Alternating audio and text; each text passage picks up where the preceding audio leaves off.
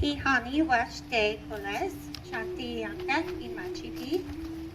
Good morning, everyone. My name is Christina Reddinghawk Ellison. I am an Oglala Lakota. Thank you so much for joining us on this beautiful Saturday morning here at Stolley Gardens. I greatly appreciate you making this journey here. I am so excited to introduce my near and dear friend that made this journey all the way to my hometown. This individual, we work together at Omaha Public Schools as a Native Indigenous specialist. He is the founder of Bluebird Cultural Initiative. Bluebird Cultural Initiative wears many hats. They have youth programs where they introduce drumming and other variety such as individual projects. They just came back from a unity conference. Also, they have adult programs where they teach beadwork, preserve the language, teachings, professional development as well. They have a table over there if you get a chance afterwards to go visit and look at their jewelry. He also is a curator and a consultant for many museums across the world. One of them is the Smithsonian Museum of the American Indian in Washington, D.C. He has contributed some artifacts there, such as one of the teepees. He also is collaborated with a professor at University of Mexico, part of their STEM program. I cannot tell you the specifics on it. I tried reading about it and then, so that's about as far as I can go. If you're interested more, you'll have to talk to him about that as well. He also won an award because of all of this, and I had to write it down because otherwise I will not get it correct. It is the 2025 National Endowment of the Arts National Heritage Fellowship Award. It is the highest honors in folk and traditional arts. You would never know any of this about him because he is not one that is into any of the arts for acknowledgement. He does this because it's in his soul, it's in his heart, and he wants to preserve our culture. So he is not in it to be in the limelight. That is for me to do that for him. So I am here to introduce you to my friend, my kola, Mr. Steve Tamayo.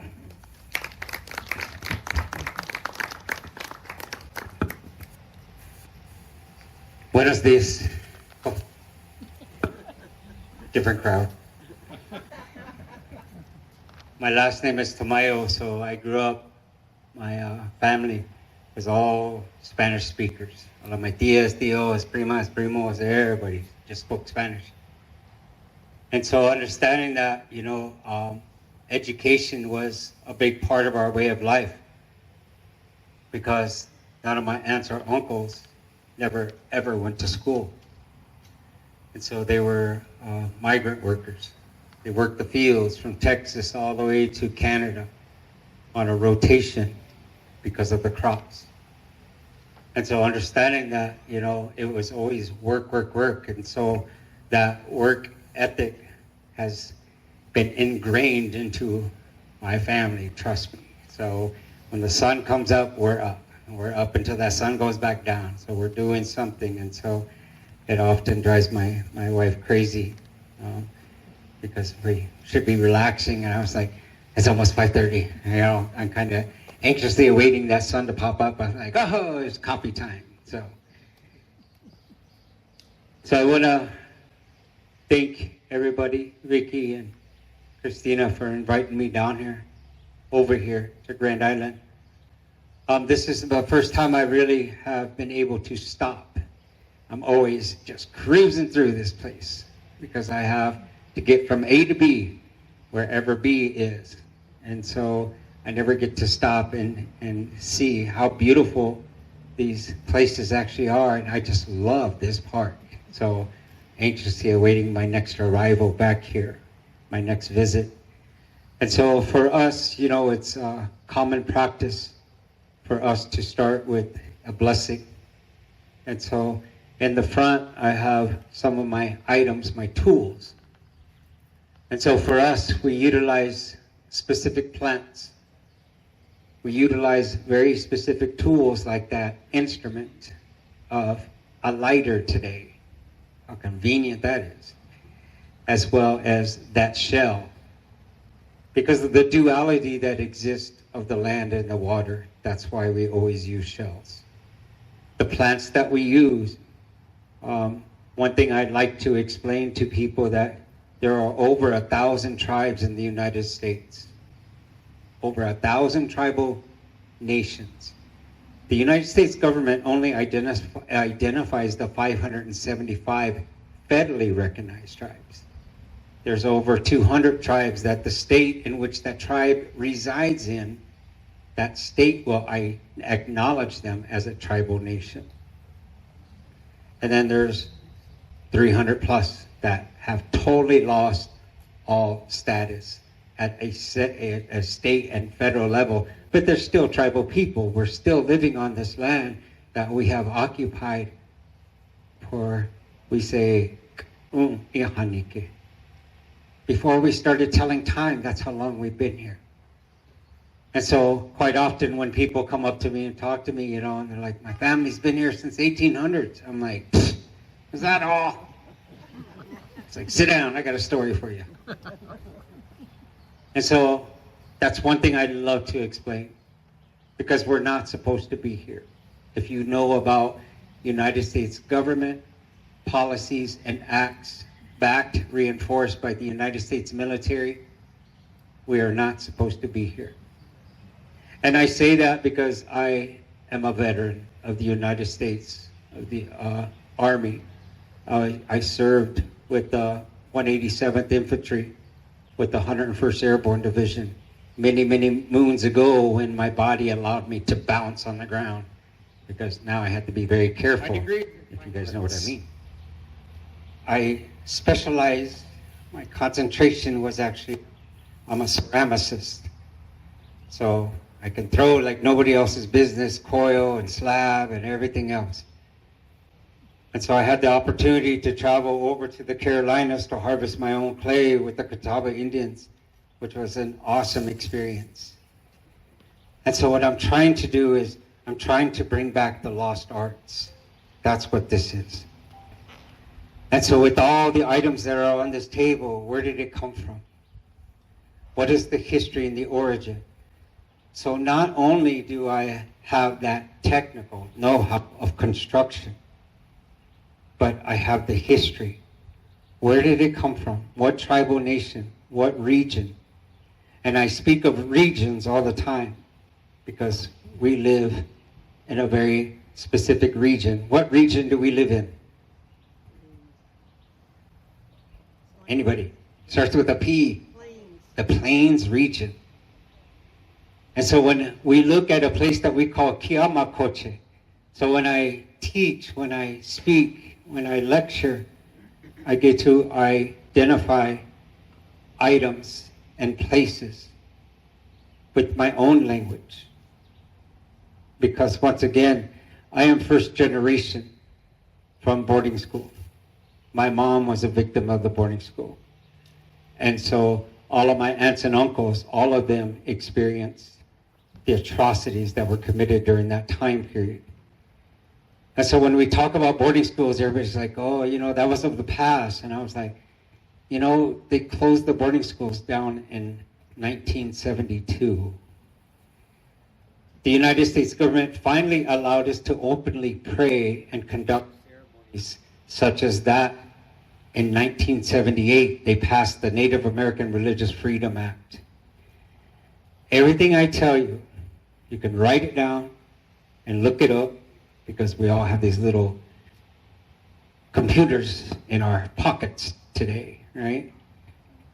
And so the information I'm sharing is out there.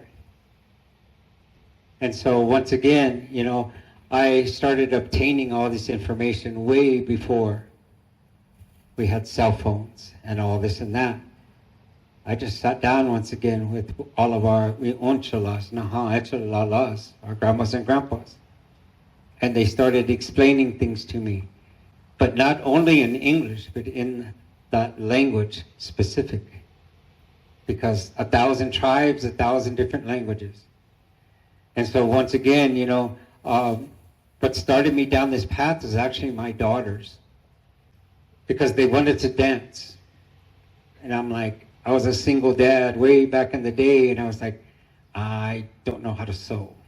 I don't know anything about moccasins. And so I had to learn because I couldn't afford to buy everything that I needed. And so it was easier and cheaper for me to learn how to construct. But not only that, I wanted to know, where did this come from? What region, what tribal nation started this? And so long ago, after I made my way out of the military, I came home and I found this Umaha grandpa. His name was Howard Wolf. And so I was able to spend about 20 years with Howard. And that little grandpa schooled me like nobody else's biz, man. So sitting down, him explaining this and that, he incorporated first and foremost the Umaha language. Umaha, not the city, Omaha, but Umaha is the people. They are the people against the current. And so understanding that when they left northern Ohio long, long ago, they made their ways here, and they've been here for well over 400 plus years. They are still here. The oldest powwow celebration exists in Macy, Nebraska. And so understanding that, what they did was they created a very specific adornment of feathers. And this adornment, arrangement of feathers explained something very specific. It's called the second battle. The second battle occurs after the first battle of the two-leggeds. The second battle is over all the birds of prey who are fighting over all the carcasses that reside on that bloody field. And so the birds of prey are the hawks, the eagles, the owls, all of these meat eaters, the magpies. They are meat eaters, and they start to come in to feast. And so when you look at our feathers of our bustles of long ago are all messed up, and it's because when the birds fight, everything's done in midair. Their talons are attacking each other. They fight, they mate, everything is midair, and they start ripping feathers out because they want the carnage. They want the meat down below. And so the Umaha people, they started to tell this story. And then they looked at all the bodies that were on the ground and all the arrows that are sticking in them. And so when you see this arrangement of feathers, once again, it explains the second battle that was created here in Nebraska, in Nebraska, Tona years ago, 400 years ago. And so understanding that, these are stories that were shared and gifted to me. And so this right here is what we call a bustle.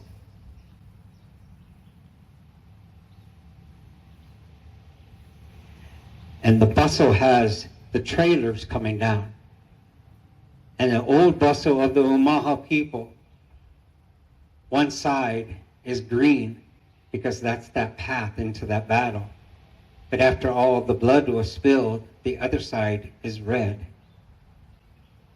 The feathers that we hang off of our trailers represent the fallen warriors. This is a common bustle of the plains. If you look up feathered bustles, you will find these old little bustles like this of birds of prey. Every bird on here is a meat eater. And so, but we also lost some of our relatives, the horse. And so all of these components, all of these items placed on here, it explains that bustle. But one thing about us is Native people, we evolve. My wife and I had this discussion coming over here, explaining our existence of tribal people. And so we were also talking about genealogy. And so when I first got here, that came up, and I was like, get out of here. I thought that was really funny. But understanding that most of our tribal nations in the plains region are patrilineal, not matrilineal. Follow their dad's bloodline, their family names. This is how we are connected. And so up and down the east and west coast, most of those territories are matrilineal. So if you read about, you ever hear of the Iroquois? They are matrilineal because they're clan mothers. They run everything. I'm like, that is tight, man. That is tough. Because that's how it should be. And so understanding that, look at all the wars that we have been in, right? We're still not ready to have that female as our leader of this country, which is way overdue, trust me. And so understanding that, I wanted to learn more about a warrior society because I just made my way out of the military. I wanted to talk to this little grandpa about warrior societies, and he started to explain all these things to me that I never grew up learning because, once again, my mom was a victim of the boarding school system. The other headdress that was gifted to the Umaha people, this is made out of porcupine guard hair. On the outside is deer tail that we dye different colors. After my presentation, I'm going to put this down so that you guys can come up and touch these items. I'm fine with that. Because this is what you find in nature. It's skin, bones, rocks, feathers. I don't have a problem with that. And so some of my eagle feathers, I do, and we'll put those behind, of course. Because once again, we're the only ones allowed to have possession of these feathers because of the status of that national relative representing this country. And so once again, you know, we have to wait for something to happen to our relatives, our eagles, hawks, owls. There's agencies that go and they collect all the carcasses on the side of the road. You guys are aware of that, right? There's an agency that goes out. And so all of these birds of prey, they go to these depositories and we submit our application. It takes us up to 8 years to receive a bird because we have to wait for something to happen to this relative because we don't take the life of our birds, our hawks. And so it's a waiting process. But because of the interstates, the power lines, the fishing nets, those numbers are increasing. And so once again, this is how we obtain our feathers. And this is another thing I like to explain to people, that we do not harm any of our birds of prey. We have to wait and be patient. And then we bring that spirit back to life. Because when we receive the carcass, we have a ceremony. We release that spirit because we don't know how that relative lost his life. So we send that spirit off in a good way. And then we utilize these in dance and ceremony. And so I spent, everybody was like, it's going to be hot, it's going to be hot. I was like, I was in Oklahoma City last week. This is not hot. I was like, why do you people live here? I was like, I got to move. I got to get back out of here. So I'm definitely a northerner. So understanding that. This dress made, once again, out of porcupine guard hair. So we get the porcupine, we start plucking that hair, we start plucking the quills because we do quill work. And my Tojan is over here. Laura, can you wave at everybody? This is Laura. Laura from Aurora. I love just saying that. Anyway, but she does quill work, she does bead work. But she also knows how to butcher and how to tan. And she was also adopted by my uncle. Malcolm Tyndall, who lives up in Macy, is one of the roadmen for our Native American church ceremonies. But he adopted my Toja, my niece down here, as his daughter. And because of that relationship with me and Malcolm and my auntie Dorothy, and she automatically becomes my niece that way. And so we identify and respect that relationship that way. And so once again, you know, she beats, she quills, she tans, she butchers. And so anytime I travel, especially up north, I'm like, hey, what are you doing? You want to go up north? And she jumps in her car and takes off. But she read on social media that I was going to be here. It's like, geez, stalking. She's like, what are you doing over there? I was like, giving a talk. So that's why she's here. And so the other young lady next to her is my wife, Susan. And so Susan and I, many years ago, started Bluebird Cultural Initiative. And Bluebird is actually my grandfather's name. His name was Zingtala Towaste, which means good bluebird. So we named our nonprofit organization Bluebird Cultural Initiative because it is a nonprofit organization focusing on cultural revitalization, in which I incorporate specifically I get to incorporate my language as a Lakota today. And so when I talk about these things, when I'm at home, I call this Unkichila Okagapi Miganaakake. And what that means in my language is it looks like a cactus that's sticking out of the ground like a yucca plant. And so that Unkichila looks to us as a cactus. And so Okagapi, because of these black feathers that are in here, that Miganaaka is our belt, our sash. My language is very, very descriptive. And so when I'm done with my presentations, I also have a game, a toy that I brought. And that's why I was asking earlier if there was going to be some kiddos here, because even our young adults, we can make a big circle and we can play with this. This is what we call a wishkate. Wishkate is a toy. And so I'm a gamer. And so when I go into the schools and you know, all of my students, they're like, what do you do? I say, I'm a gamer. They're like, oh. You should see their little ears twitch and their nose start flaring. They're like, yes. But then I bust out all my feathers and rocks and sticks and bones. They're like, what? Can't even plug this in. And I was like, that's why. This is why we are where you guys are. Because you all have this screen face. We don't even know what you look like anymore. It's like, put that down, go outside. And so when I take my kids from Omaha, I got about 60 kids in my youth program. And when I take them to Omaha or take them to South Dakota to my reservation, they're like, can we bring our devices? I'm like, bring everything. Everything that can fit in your bag. If you got to at least leave extra clothes and shoes, leave them. Because where I go, there's no electricity. And there's no Wi-Fi. And they're like, what are we going to do? I was like, I don't know. You didn't ask me that. You just asked if you could bring them. So by now they know the trickster that I am. And so I always talk about the trickster because 1,000 tribal nations, every tribe has a trickster. You guys ever hear these stories? Good. Because with a bunch of kids for the last few days, and so that's why I have my trickster. The trickster for the Lakotas is actually a spider.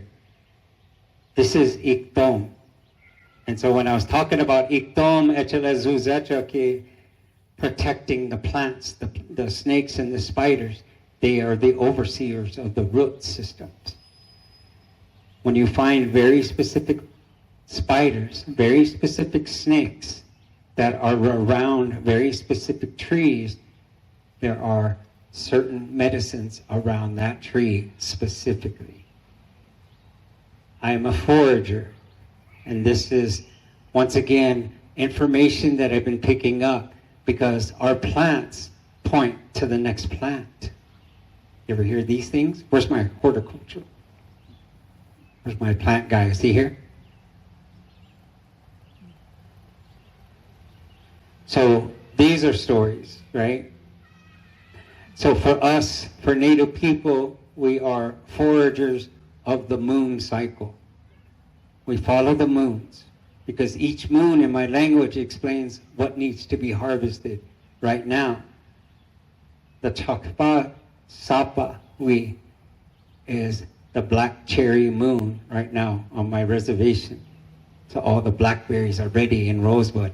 And so that's why next week I'm like, peace out, I'm gonna go forage. And so on Facebook, I'm a professional berry picker. Take that one. Because on social media, everybody like, if you don't know how to hunt or this and that, he's just a berry picker. And I was like, you got that right. But I butcher like nobody's biz.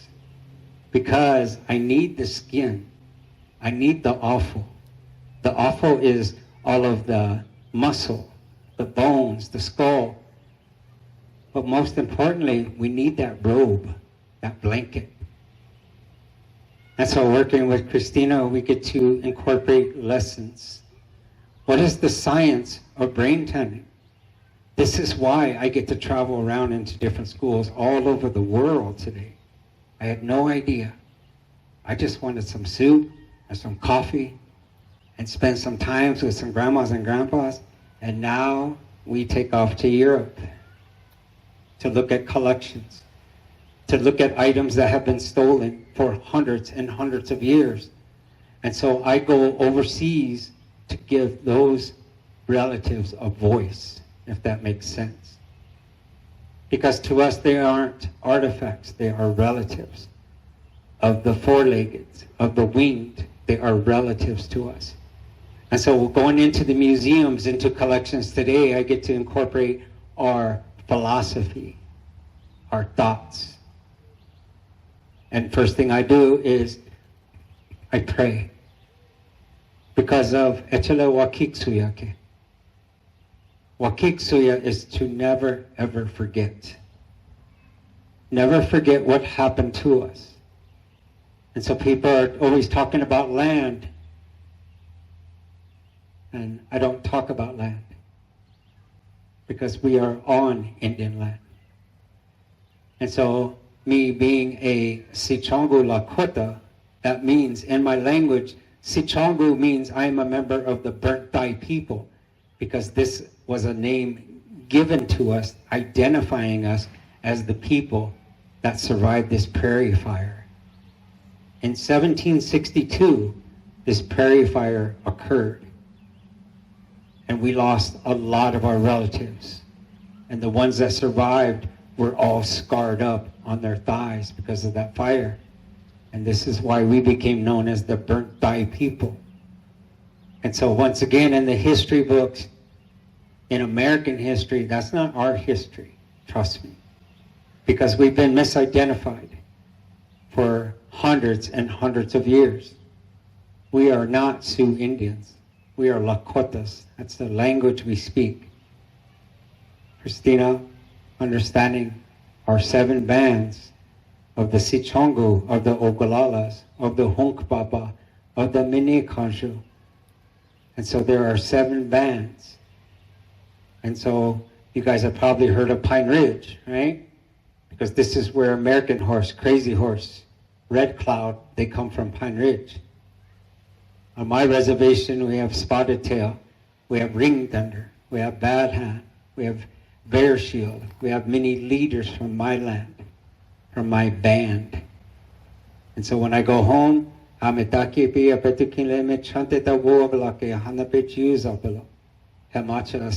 Lakota Naha Asampe Ta Oyanke. And so Asampe Ta Oyanke in my language means that I come from Milks Camp community. And this is the first community on my reservation in Rosebud, South Dakota. Because of all the poison that was coming down that river a long time ago. Because the fur traders, who we very politely identified as the Hishma Ite. The Hishma Ite in my language means the hairy-faced people. They were the fur traders. You ever see images of a fur trader? The real long hair, their beards. Indian people don't have facial hair. So when we seen this long beard, we're like, holy smokes, look at this guy. And we identify them as Hishma Ite. And then later on, here comes the Germans. We identify them as Ia Sicharki. And what that means is the way that the Germans talk and speak is very loud. And our people are very quiet. And most of our grandmas, when they speak, we call it Ozizi Wogalakeki. When they're sitting together, they're just like... And when you come into a room, and I was like, I think they're talking about us. They're like, no, we're not talking about you. But yeah, they're talking about us. So I find it hilarious. But then here comes the Germans, and they're speaking so loudly, we're just like, oh my gosh, is this common? And so once again, our language is very descriptive, just like our Asian relatives. We describe them. All of these different ethnic groups, we have a description for them. Because nobody spoke English back in the day, right? We only spoke Lakota. And so this language was beaten, taken away from my mom. My mom only spoke Lakota language until they stole her. They took her when she was 4.5. They didn't release her until she was 15. But the sad thing is that most people don't understand is when our relatives made their way out of the boarding school system, they went back to their reservations, to their communities. They no longer spoke the language, so you cannot speak to the relatives at that place. And they weren't accepted. And they're like, well, here comes another act. It's called the Relocation Act of the 1940s, 50s. Once they were relocated, placed in another place, because my mom got a one-way bus ticket.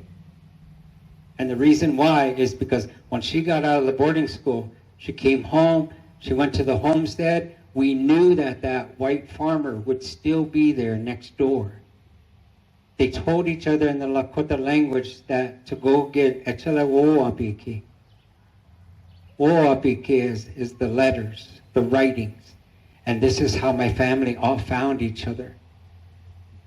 And so understanding these letters that they wrote to each other one by one when they were released, they came back, found the letters, and so my mom got a one-way bus ticket to Omaha.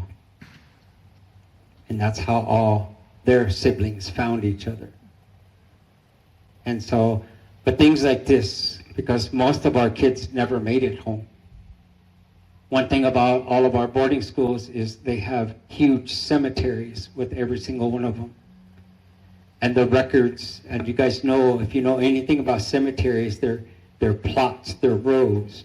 They count over. Here's the gravesite. Here's who is he here. But those don't match. And if they did find the records of that boarding school, of the cemetery, because most of those records were destroyed, those records weren't accurate. And that's just adding more to our mystery of what happened to millions and millions of our relatives. And so they started taking our kids in 1890. They didn't stop till 1972. This is fact. And so within that time period, once again, how many relatives did we lose? We will never, ever know. Because most of the parents passed away before the kids even made it out, if they did make it out. So we have a whole generation. And so this is the atrocities of the indigenous people. But these are very similar stories. Because look at the orphan train. You ever hear about that? I was like, oh my gosh. Because you don't learn about it. I never heard about that until I got out of school, right? You don't hear about these atrocities, what happened to our relatives. And so understanding that when I say relatives, I identify as being French, as German, as a Mexicano, as well as a Lakota. So my last name being Tamayo, I grew up in that culture. And so once again, because all my tias and tios, nobody really spoke English. And most of my older cousins still today, they only speak Spanish. So I find it amazing because I have lived in different cultures and I still continue today. Because in my travels, my playlist, most of my songs aren't in English. They're in Spanish. They're in Lakota. And so this is how I travel around from A to B once again. And so in my travels, I get to meet some amazing people because people are like, what do you do for a living? I was like, I love to butcher. Because I grew up as a Mexicano butchering hogs my whole childhood. Because we needed that meat for pozole, for all of our tamales, right? All of our chili con carne. And so I chef up like nobody's biz, man. Because that's my food. And my wife's like, what kind of food do you want this week? I was like, Mexican. I want Mexican food every day. Because it wasn't Mexican food. To me, it's just food. Does that make sense?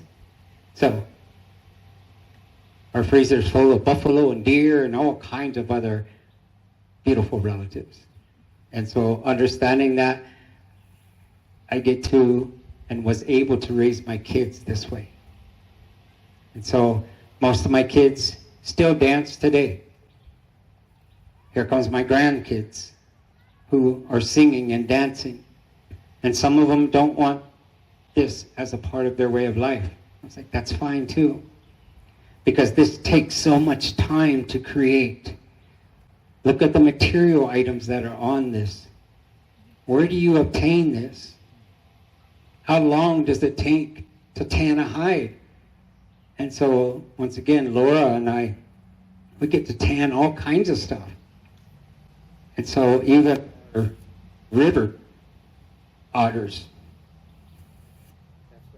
This is a river otter with his little face, his ite, his little whiskers, his pahi is still here because this is an otter sash.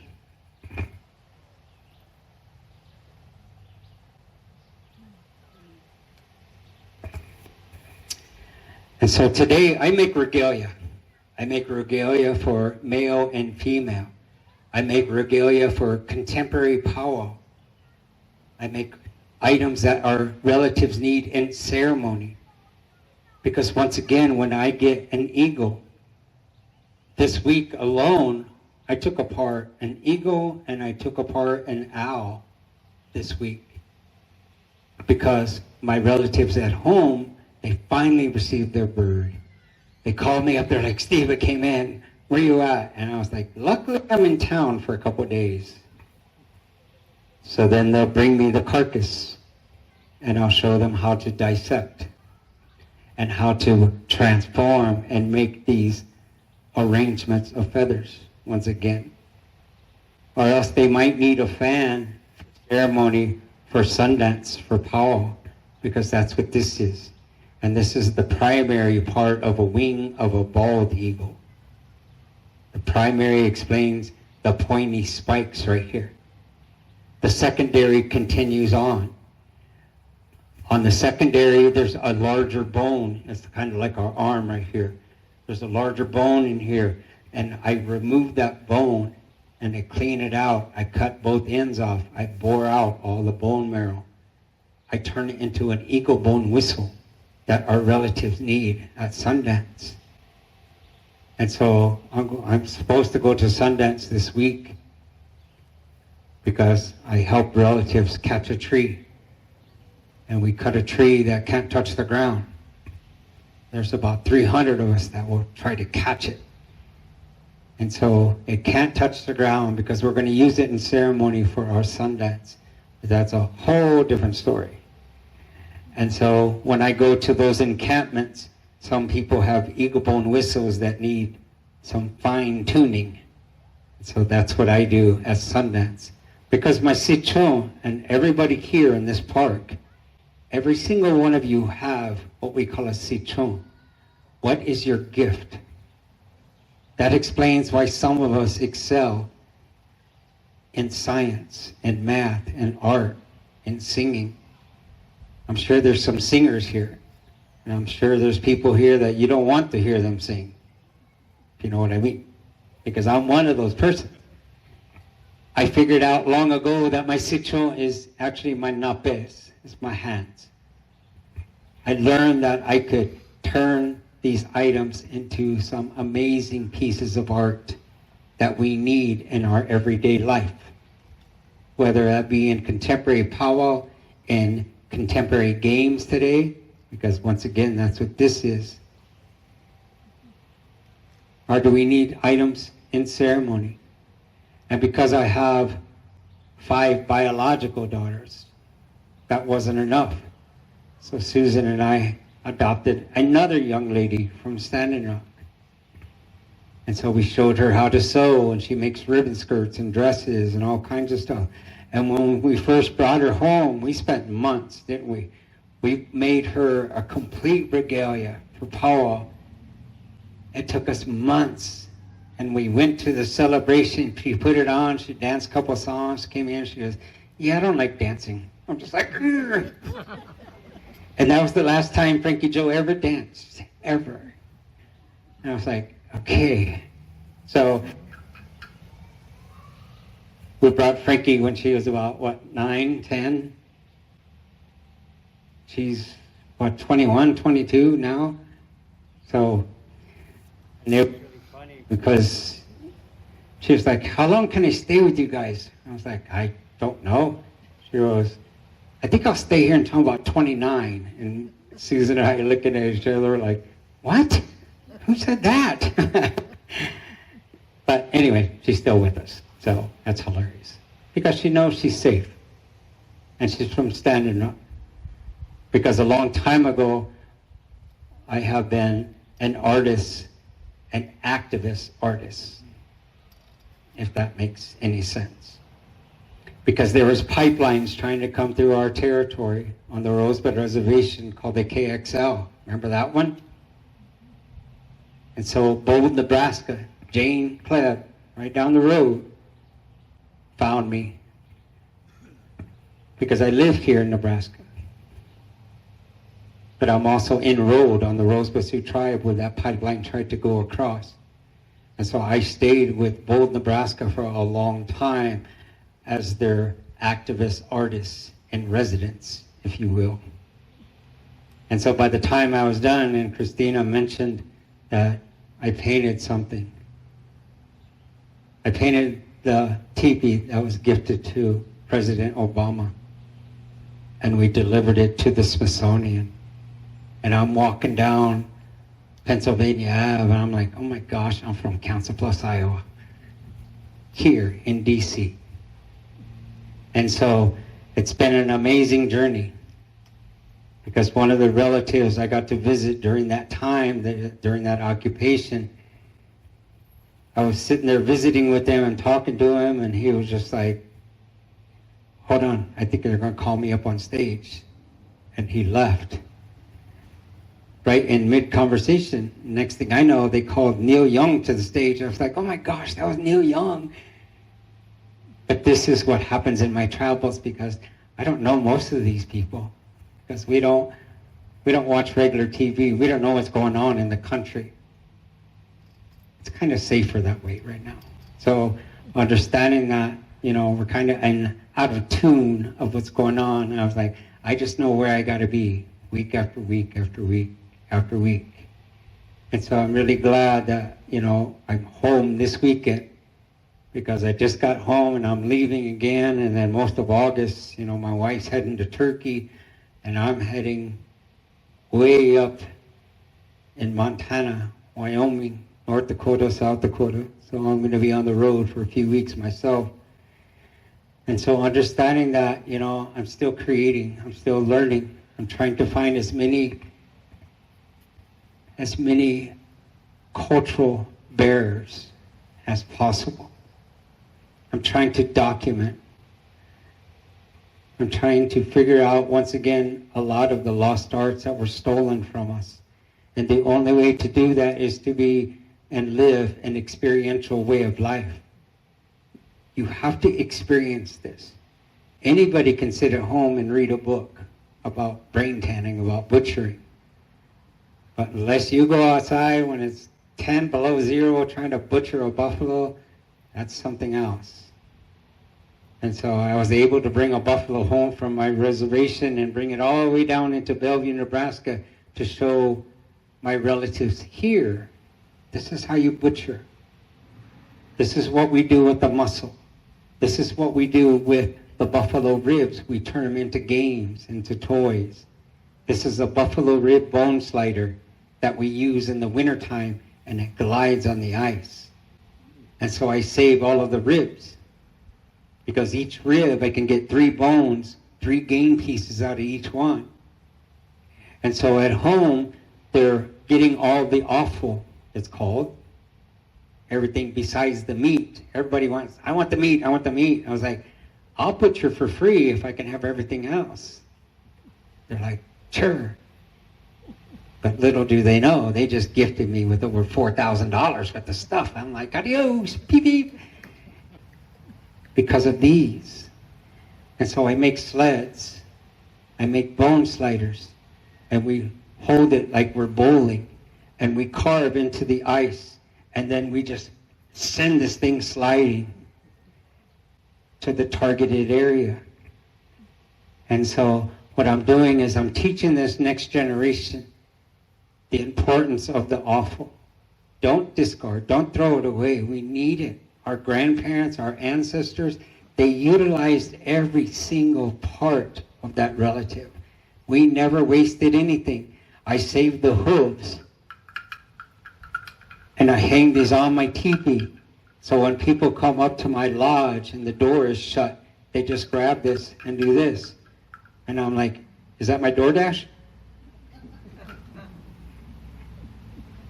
These are the hooves of the buffalo.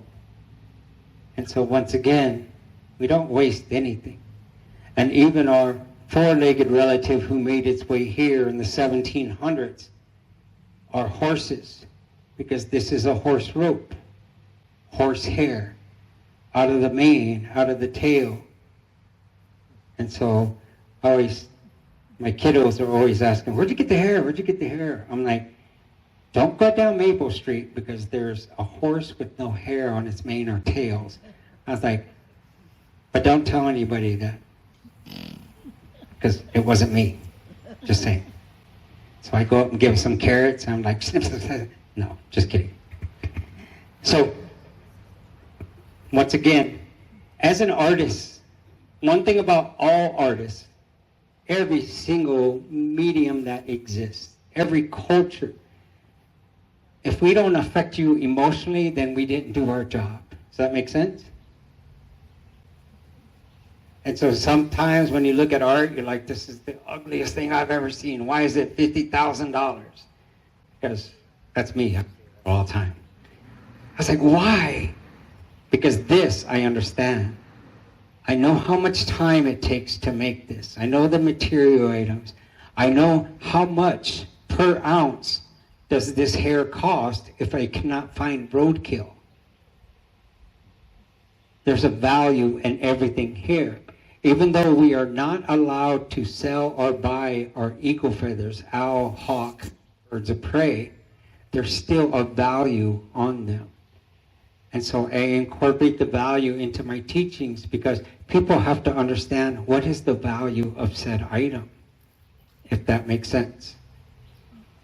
Because people will take advantage of you. And I tell my kiddos that all the time. If you don't understand the value of said items, maybe you shouldn't sell things. And so for us, we are allowed to trade. I can trade this eagle wing to Christina if she wants to give me her car. No, just kidding. And so once again, saving everything, saving the hooves, the muscles, the bone. I get to save even the jawbones to make clubs like this because take this into the schools. And my little kiddos are like, oh, let me see that. I was like, be careful, don't pull out the teeth. And if they do fall out, all I'm going to do is turn it into a necklace anyway. But that's down the road. And so here on the table, I have a bear skin. And on the bear skin, we decided to bead some medallions. We decided to paint it all up. I used some of my paint pigment because I make my own paint. I collect the rocks. I pulverize the rock. I save the epidermis and the membrane, any of the skin, the hooves, the hair, whatever falls off when we're tanning, even when we go trim the old little toenails of our horses. I save all of that because we cook it up. What am I making? Gelatin. What? Gelatin. Hide glue, right? So I'll mix my paint, my powder paint pigment with my hide glue, which adheres to the hides.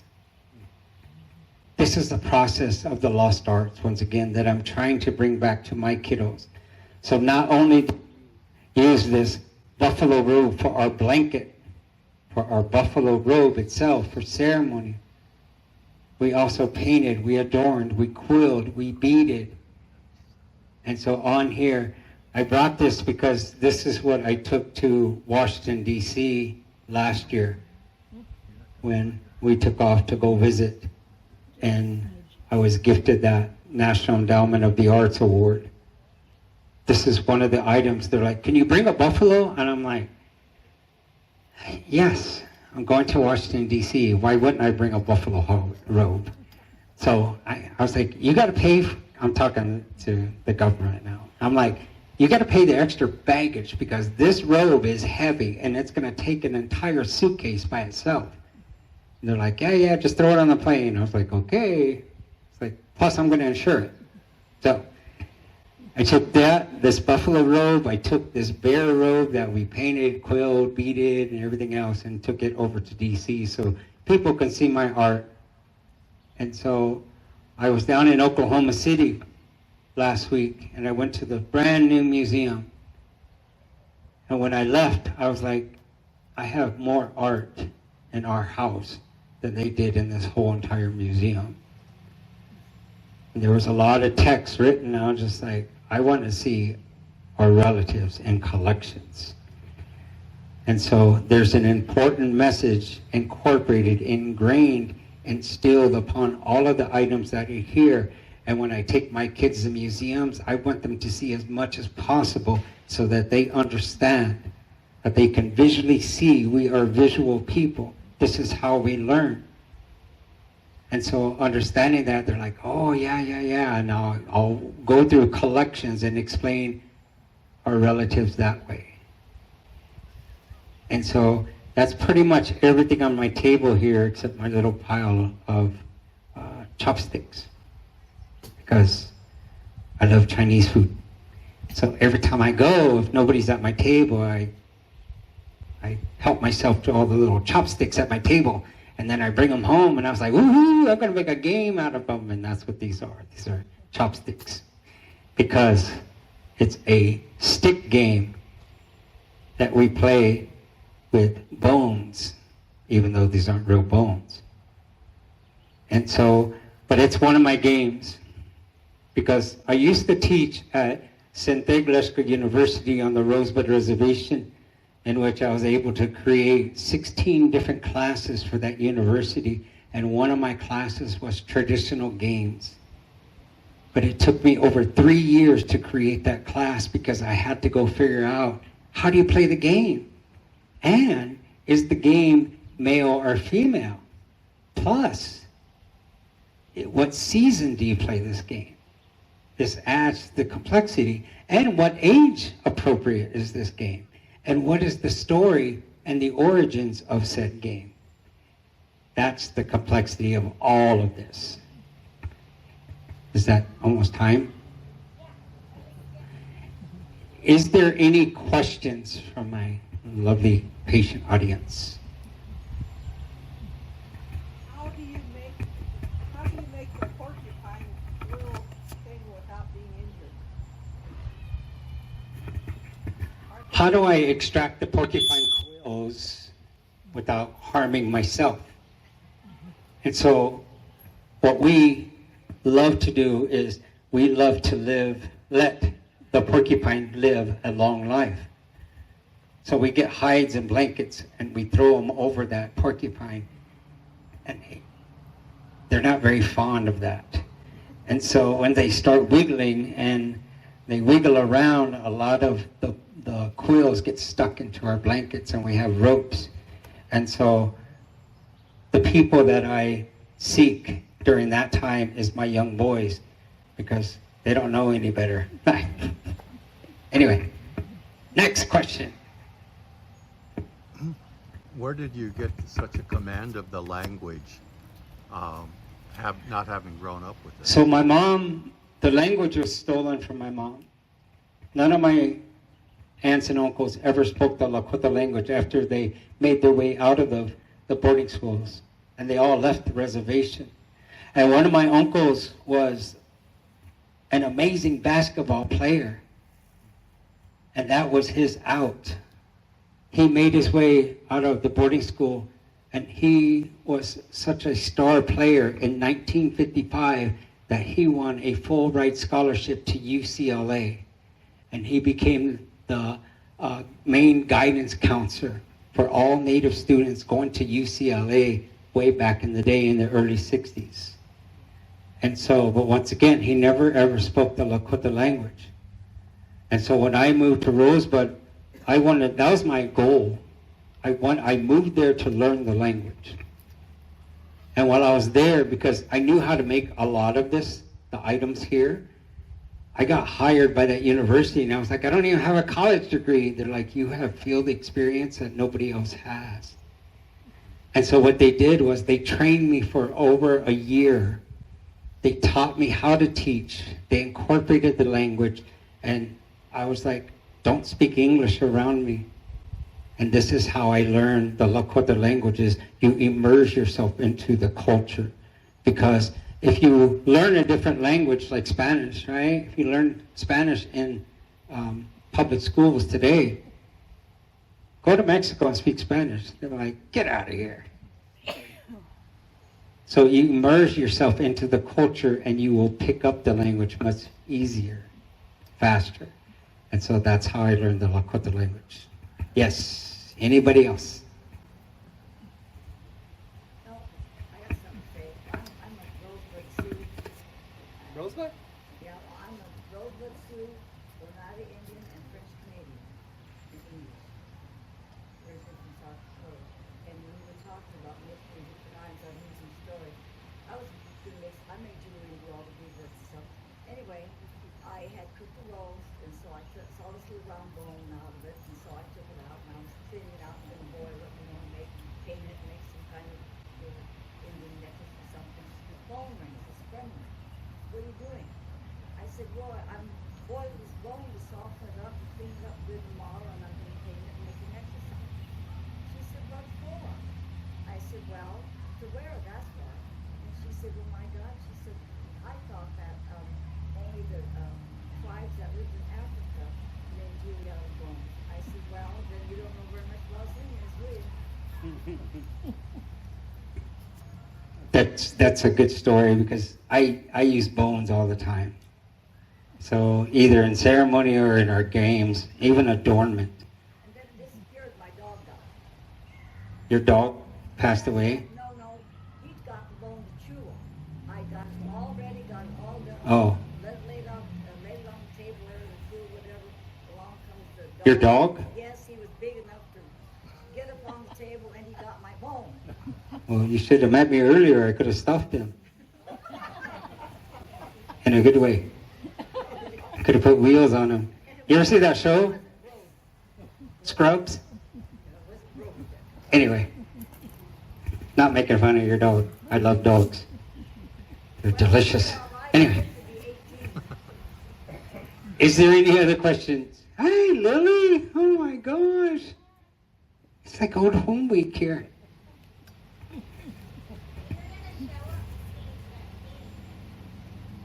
Oh, yeah.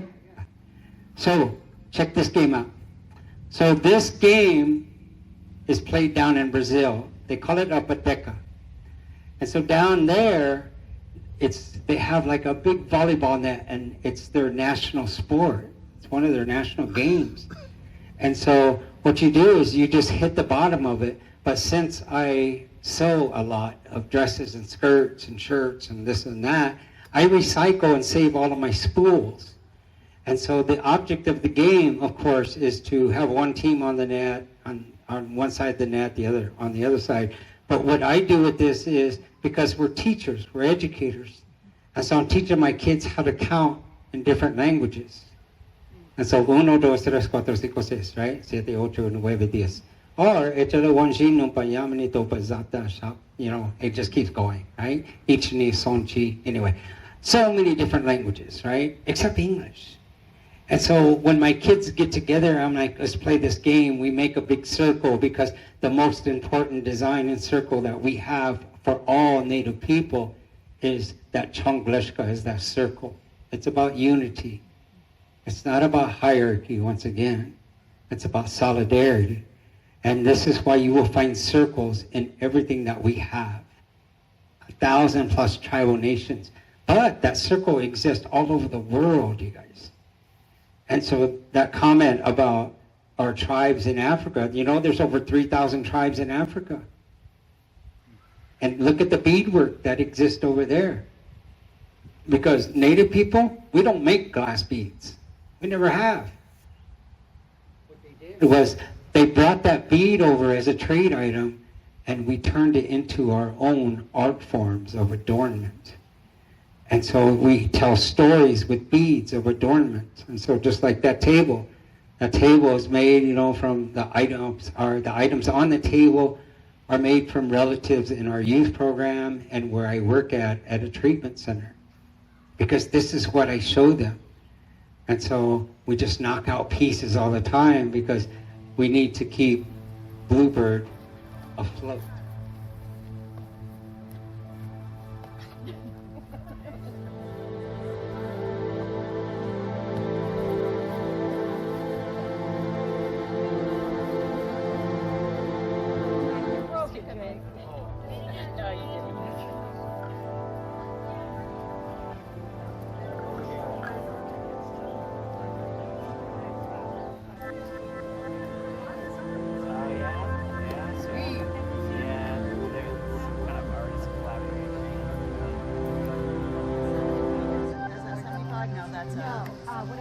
Whatever that, yeah, it's that rope. Yeah, gotcha. Yeah, that was really